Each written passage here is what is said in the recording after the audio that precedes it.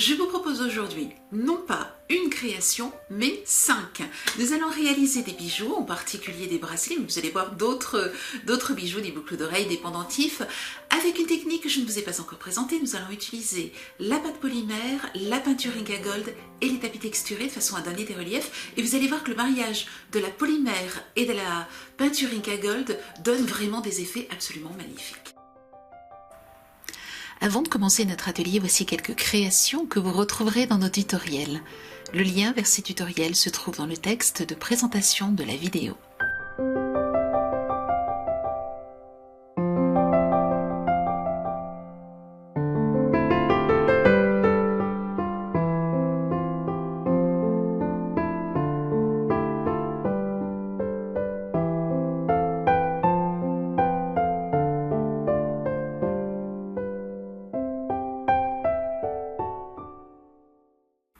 La base de notre atelier d'aujourd'hui est le mariage de la pâte polymère et de la peinture Inca Gold.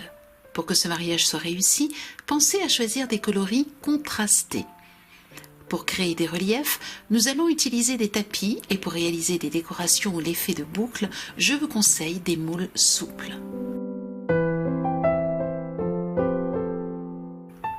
Nous allons aussi nous servir d'un rouleau acrylique ou d'une machine à pâte pour la polymère et de lames de découpe. Vous pouvez ainsi décorer tout un tas de pendentifs, boucles d'oreilles, bagues, bracelets que vous trouverez dans la boutique. Commencez par travailler votre pâte afin de l'assouplir. Cela peut se faire entre les mains ou avec une machine à pâte. L'avantage de la machine à pâte est la simplicité, la rapidité, la régularité des épaisseurs de pâte. Une fois que votre pâte est bien souple, il suffit de faire une boule de pâte et de l'écraser dans un support. Cela peut être un pendentif, des boucles d'oreilles, un bracelet. Posez un tapis à relief sur votre création, aplatissez-le avec vos doigts ou avec le rouleau acrylique. Le tapis laisse ainsi son empreinte. Placez un peu de peinture Inca Gold sur votre carrelage. J'ai oublié de vous le dire, je travaille et fais cuire mes créations sur un simple carrelage. Rappelez-vous que vous ne mettez jamais vos doigts directement dans la boîte de peinture, mais que vous en prenez un peu avec une spatule et que vous la placez sur un carrelage. Prenez ensuite la peinture au doigt, écrasez-la sur votre support, sur le carrelage, afin de ne pas faire de pâté sur votre création. Puis passez délicatement le doigt sur les reliefs de votre création.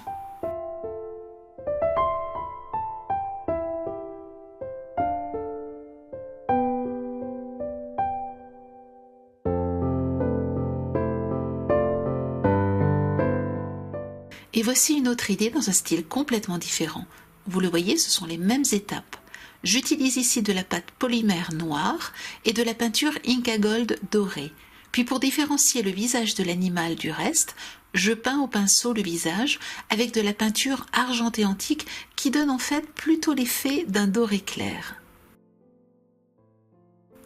J'aimerais maintenant vous montrer comment réaliser des bracelets avec deux types de fermoirs différents. Le premier type de fermoir, ce sont des fermoirs à pincer. J'étale ma pâte en utilisant le cran numéro 4 de la machine à pâte. Je veux que la pâte soit à la fois solide et reste souple. J'écrase ensuite les tapis sur la pâte et je découpe les bracelets en fonction de la largeur du fermoir choisi.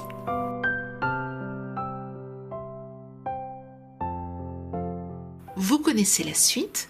Étalez au doigt de la peinture Inca Gold, puis fermez légèrement les fermoirs sur la pâte. Vous pourrez encore les refermer après cuisson.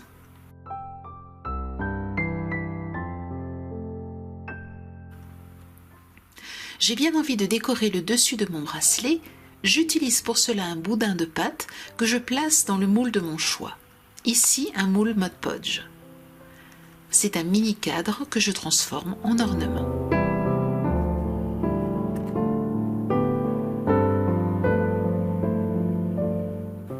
Je place un anneau de manière à ajouter une breloque après cuisson.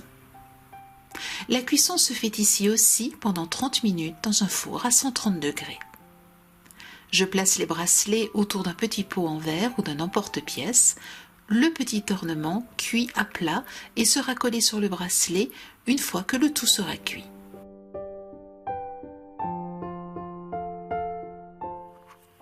Nous allons maintenant réaliser le bracelet rose. Vous trouverez le tutoriel du bracelet avec un effet de cuir dans notre boutique.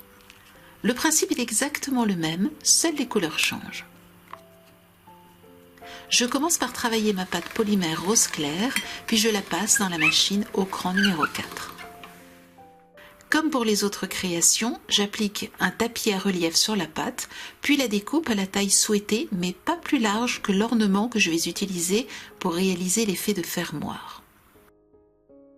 Je passe de la peinture Inca Gold au doigt.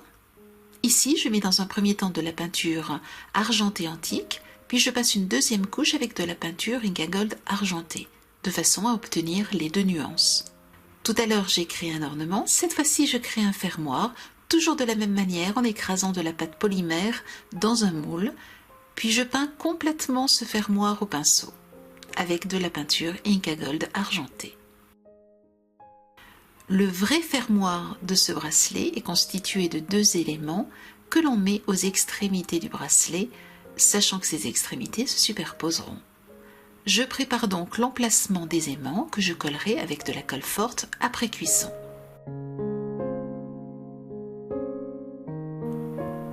Je réalise maintenant une bande noire avec des reliefs. Vous savez maintenant comment procéder.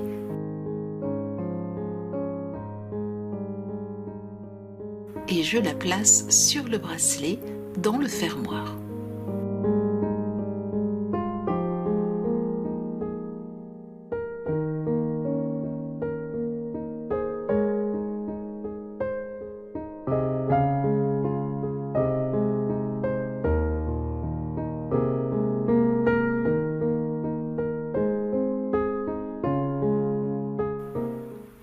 La cuisson se fait elle aussi à 130 degrés pendant 30 minutes. Laissez votre création refroidir, puis collez les éléments avec de la colle forte. N'hésitez pas à consulter les tutoriels, je vous mets un lien dans le texte de présentation de la vidéo, car je vous donne des conseils et des astuces pour le collage des aimants.